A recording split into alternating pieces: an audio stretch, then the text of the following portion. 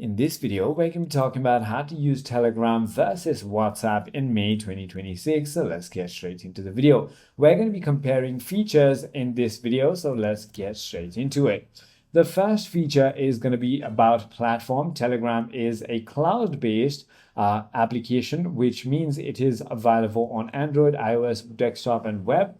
WhatsApp is unfortunately phone-based, so it is available in Android, iOS, web, and desktop as well, though.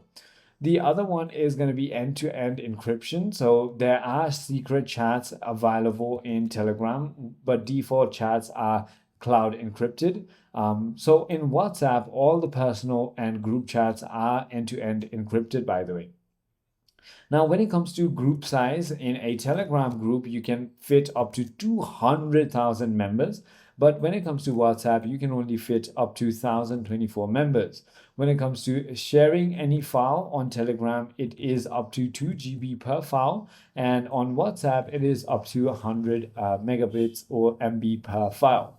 Also, when it comes to channel and broadcast, you can have unlimited subscribers in your Telegram channel. In your WhatsApp broadcast list, you can only have up to 256 contacts. When it comes to messages and editing and deleting, edit and delete can be done anytime on your Telegram, but edit can only be done within 15 minutes on WhatsApp, and you can only delete it for everyone.